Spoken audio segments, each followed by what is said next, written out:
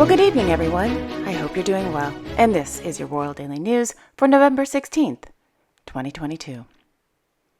In Monte-Carlo, their Serene Highnesses Prince Albert II and Princess Charlene of Monaco, accompanied by Miss Camille Gottlieb, participated in the traditional presentation of gifts to Monégasque citizens held at the headquarters of the Croix Rouge Monégasque.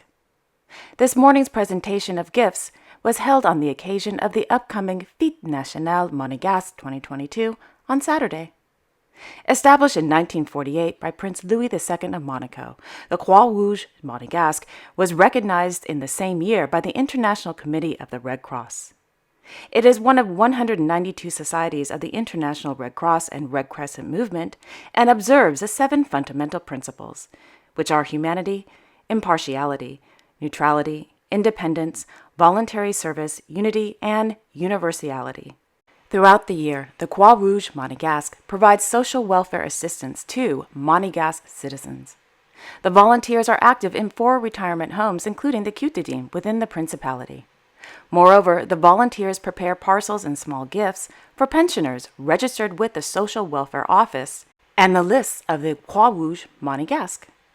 Also, for those of you who may not know, Miss Camille Gottlieb is the niece of the Sovereign Prince and the youngest daughter of Her Serene Highness Princess Stephanie of Monaco. Miss Gottlieb is also the head of the youth department at the Croix Rouge, while the Sovereign Prince is a president and Princess Charlene is a vice president of the Croix Rouge Monégasque. Meanwhile, preparations are underway in Monacoville for Fête Nationale 2022, and this morning the Corps des Carabiniers were practicing on the Place du Palais. I just love Fête Nationale in Monaco. It's such a fun time to visit. If you ever get a chance to visit Monaco, I highly recommend that you visit during National Day. It is such a great time, in my opinion. Last evening in Monte-Carlo, Her Royal Highness Princess Caroline of Hanover, Princess of Monaco, attended a ballet performance by students from the Atelier de Ballet du Monte-Carlo, held at the Princess Grace Dance Academy. In Zagreb, Their Majesties King Felipe VI and Queen Letizia of Spain began their 2-day official visit to the Republic of Croatia. The purpose of the visit is to strengthen bilateral ties between Spain and Croatia, as well as to witness the signing of a Memorandum of Understanding as part of the 30th anniversary of diplomatic relations between the two countries. This morning, Their Majesties arrived at the Zagreb International Airport, where they were welcomed by various Croatian government officials. Thereafter, Their Majesties arrived at the Presidential Palace, where they met with the President of the Republic of Croatia, Zoran Milanovic, and First Lady Sanja. While His Majesty the King held a private meeting with President Milanovic, Her Majesty the Queen held a meeting with the First Lady who, quote, informed the Queen about the objective and preparations for the summit organized in Croatia for 2023 in cooperation with the World Health Organization, with the aim of raising awareness about the problem of childhood obesity, end quote. In Tokyo, Their Imperial Majesties Emperor Naruhito and Empress Masako of Japan held an audience this morning with the President of the Assembly of the Republic of Portugal, Mr. Augusto Ernesto dos Santos Silva, and his wife at the Imperial Palace. Meanwhile, the Imperial Household Agency announced that Her Imperial Highness Princess Takamado has been diagnosed with COVID-19. She is the 5th member of the imperial family to have been diagnosed with the virus. The IHA also noted that the princess had been, quote, suffering from mild cold symptoms since Saturday. Developing a fever on Tuesday, she tested positive for COVID-19 in a PCR test Wednesday, end quote. The 69-year-old princess, who canceled all of her public engagements, is currently in isolation at her home in Tokyo and will remain there until Saturday, according to the IHA. At this time, Princess Takamado is still scheduled to visit Qatar on November 26th to watch the Japanese men's national football team participate in the World Cup. In Wales, His Royal Highness the Prince of Wales visited the Senedd, Welsh Parliament, in Cardiff. According to Kensington Palace, the purpose of today's visit was to, quote, deepen his understanding of the issues and opportunities of great importance to the Welsh people. The Prince understands He is at the start of a long period of association with Wales's political system and is keen to express his desire to deepen the trust and respect of the people of Wales over time." End quote. During his visit, the prince met with various Welsh political leaders, including the First Minister, Mr. Mark Drakeford.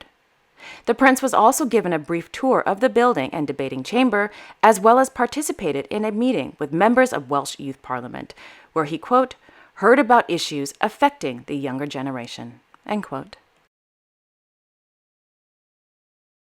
In London, Her Majesty the Queen Consort of the United Kingdom presented the Queen Elizabeth II Coronation Award to legendary dancer, choreographer, and actor Mr. Mikhail Baryshnikov during the 2022 Royal Academy of Dance Award ceremony held at Buckingham Palace. Mr. Baryshnikov received the award in recognition of his immense contribution to ballet and the wider world of dance. According to Buckingham Palace, the Queen Elizabeth II Coronation Award, the Royal Academy of Dance's highest accolade, was instituted in 1953 to celebrate the year of the coronation of Queen Elizabeth II. 1953 also marked the year Queen Elizabeth II became patron of the RAD, succeeding her grandmother, Queen Mary. Meanwhile, His Majesty King Charles III of the United Kingdom presided over an investiture ceremony at Windsor Castle. In London, it was announced that their Royal Highnesses the Earl and Countess of Wessex and Forfar will be guests of honor at this year's Royal Variety Performance. The fundraising show will take place on December 1st, 2022 at the Royal Albert Hall. This evening in London, His Majesty King Charles III of the United Kingdom hosted a reception to celebrate small and medium-sized businesses held inside the White Room at Buckingham Palace. In Wavre, Her Majesty Queen Mathilde of the Belgians attended the opening of a symposium on child poverty and its impact on the development of children, held at the La Sucrerie. Professionals working with children living in poverty shared their experiences during today's symposium. In Brussels, His Majesty King Philippe of the Belgians received letters of credence from newly appointed ambassadors to Belgium held at the Palais Royal. The newly appointed ambassadors are from the Republic of Sudan, the Republic of Turkey, the Republic of Slovenia, and the Republic of Slovakia. Each new ambassador accredited to Belgium presents his or her credentials to the sovereign. The letters of credence is an official document in which a foreign head of state informs the sovereign that he/she has been appointed the ambassador as the official representative in Belgium. Presenting the letters of credence to the sovereign makes his or her entry into office in Belgium official. In Copenhagen, Her Majesty Queen Margrethe II of Denmark presided over the Royal Lifeguards Parade, held at the Royal Lifeguard Barracks at Rosenborg Slot. During today's celebrations, Her Majesty the Queen presented the Dronningsur, the Queen's clock or watch, to Guardsman Mr. Frederick Ostergaard.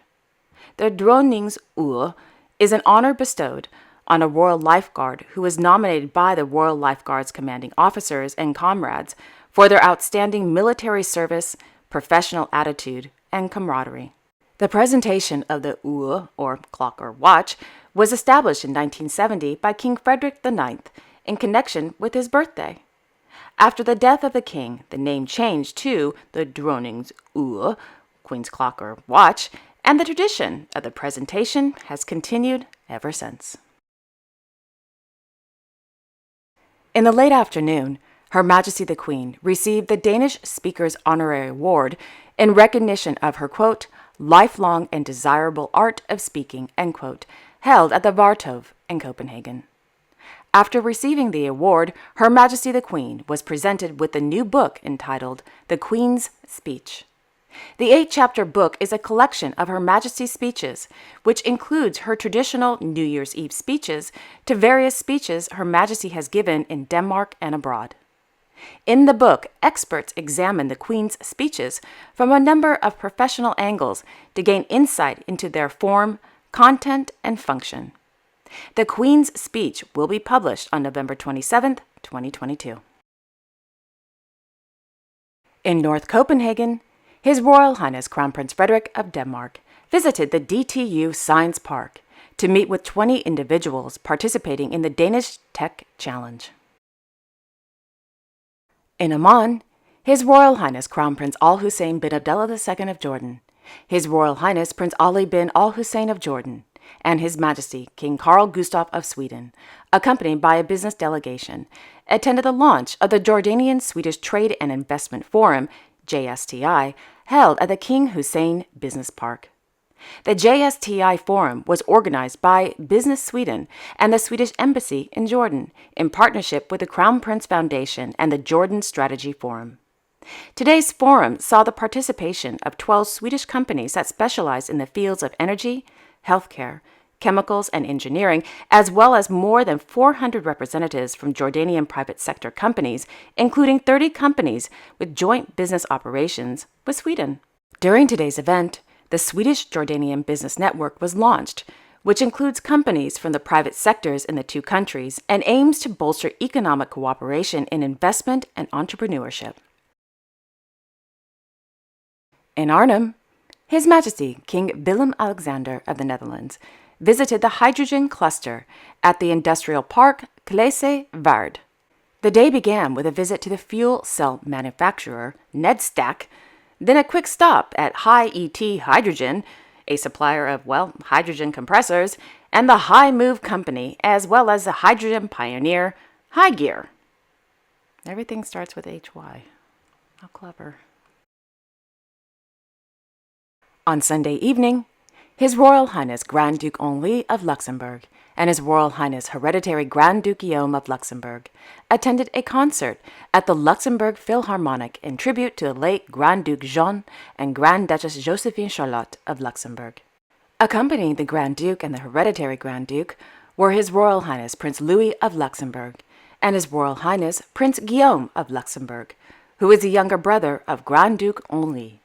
The prestigious London Philharmonic Orchestra, under the direction of Mr. Edward Gardner, performed Mendelssohn and Brahms, with soloists Miss Anne-Sophie Mutter on violin and Mr. Pablo Fernandez on cello.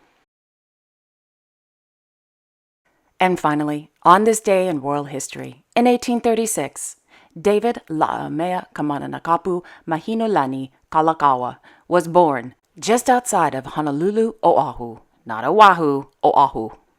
On February 12, 1874, Kalākaua was elected King of Hawai'i, not Hawaii, Hawai'i, after the death of King Lunalilo. His Majesty the King was known for his love of the arts, music, dance, and his passion for preserving the Hawaiian culture and language. On January 20, 1891, King Kalākaua, the last king of Hawai'i, passed away. He was succeeded by Her Royal Highness Princess Lydia Kapaʻakea, who became known as Queen Naloiaehuokalani of Hawai'i. And there you have it. Thank you all so much for watching. I really appreciate it. I will be back tomorrow on Thursday, November 17th with all the latest royal news. Until then, I wish you all a wonderful evening and a great day tomorrow. And don't forget to like, share, and subscribe. Okay. Take care, everyone. I will see you all tomorrow. Bye-bye.